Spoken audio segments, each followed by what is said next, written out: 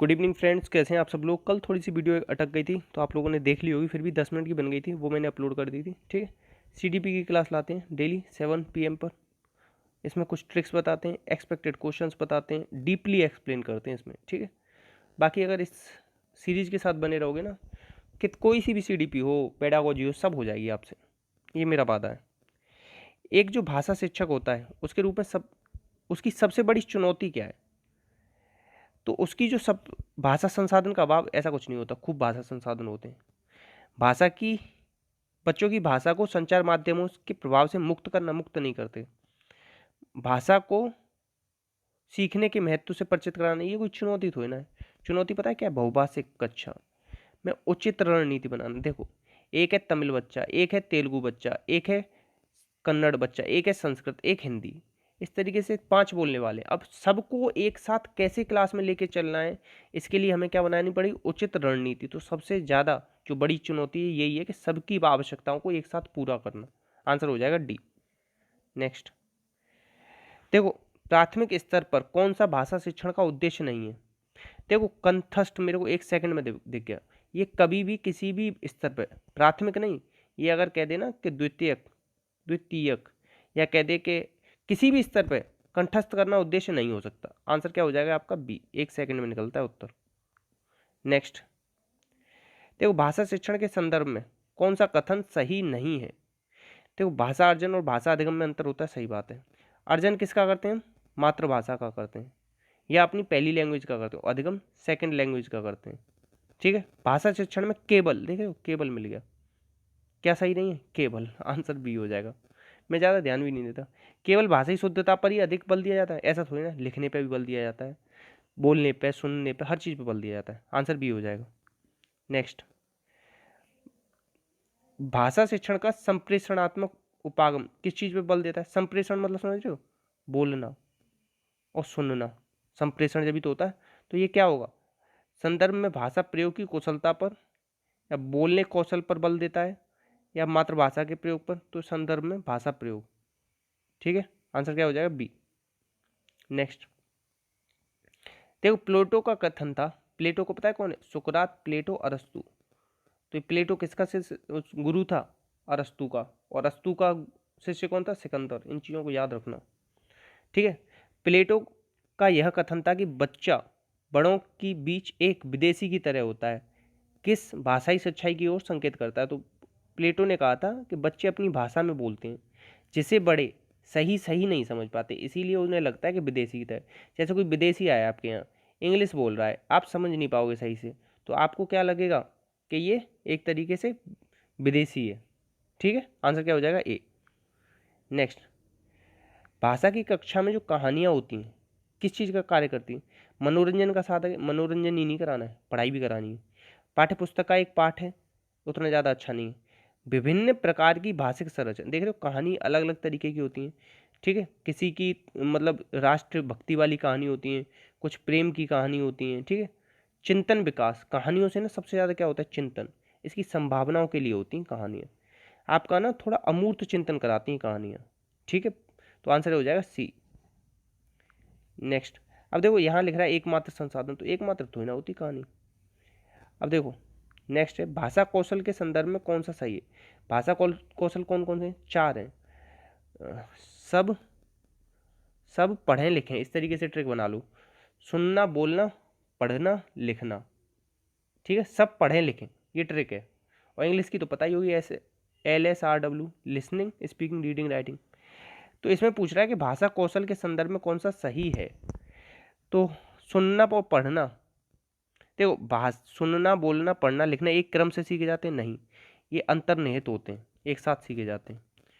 अब देखो, सुनना और पढ़ना निष्क्रिय कौशल है, गलत, ये सक्रिय होता है इसमें तो। ठीक है, अब कौन सा सही है वो कह रहा है। देखो, सभी कौशल एक दूसरे के साथ अंतर संबंधित होते हैं, ये सही है, एक साथ सीखे जाते हैं सारे। आंसर क्या हो जाएगा? डी। नेक्स्ट, अब देखो, ये कह रहा है प्रत्यक्ष विधि। प्रत्यक्ष विधि को इंग्लिश में कहते हैं डायरेक्ट मेथड। डायरेक्ट मेथड में पता है क्या करा जाता है? जैसे आपको सिखाने, मैं चाहता हूँ कि आप सीख जाओ इंग्लिश, तो मैं सारी चीज़ें आपको इंग्लिश में ही बुलवाऊंगा, इंग्लिश में ही लिखवाऊंगा सब। तो इसमें क्या किया जाता है? भाषा अर्जन की स्वाभाविक स्थिति का निर्माण किया जाता है। अब और बताऊं, अब जैसे भाषा अर्जन किसका करते हैं, फर्स्ट लैंग्वेज का, मगर जब वो सेकंड लैंग्वेज जो मैं आपको इंग्लिश सिखाना चाह रहा हूँ उसे भी मैं एज ए फर्स्ट लैंग्वेज की तरह ट्रीट करूंगा, ठीक है, मतलब उसमें आपकी मातृभाषा का बिल्कुल प्रयोग नहीं किया जाएगा, ठीक है, आंसर हो जाएगा इसका बी। नेक्स्ट, इसमें से कौन सा द्वितीय भाषा शिक्षण का उद्देश्य नहीं है। अब देखो एक से मुझे ध्यान देख रहे हो, अपने आप ही दिखने लग जाती चीज, यहाँ पे फिर कंटेस्ट करना लिखा दिया, तो कंटेस्ट करना कभी भी प्रथम द्वितीय तृतीय किसी भी भाषा का उद्देश्य नहीं हो सकता, इस चीज को याद रख लें। आंसर क्या हो जाएगा, बी, ठीक है। राहुल पांडे चैनल है एक, राहुल पांडे ऑफिशियल, उसे ज्वाइन कर लेना, वहां ऐसे बहुत शब्द दिए मैंने आपको, ठीक है। नेक्स्ट, चोमस्की किस चीज पे काम करते हैं, चोमस्की ने 2 दिए थे, language acquisition divide, universal grammar method. तो देखो भाषा अर्जन क्षमता ये है, आंसर क्या है, बी। व्याकरण नियमों की जानकारी, इस पर तो बहुत ही कम लोग ध्यान देंगे, ठीक है, आंसर हो जाएगा बी।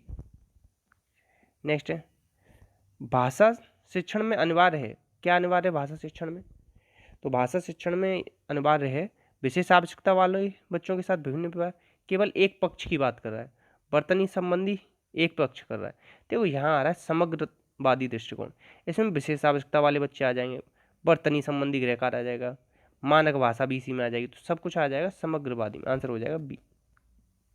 नेक्स्ट है, गृह कार्य का मुख्य उद्देश्य क्या है, गृह कार्य का मुख्य उद्देश्य व्यस्त रखना, नहीं व्यस्त करना नहीं हो सकता। सुलेख की योग्यता, गलत, तो सुलेख दे देंगे, वहाँ स्कूल में करा लेंगे।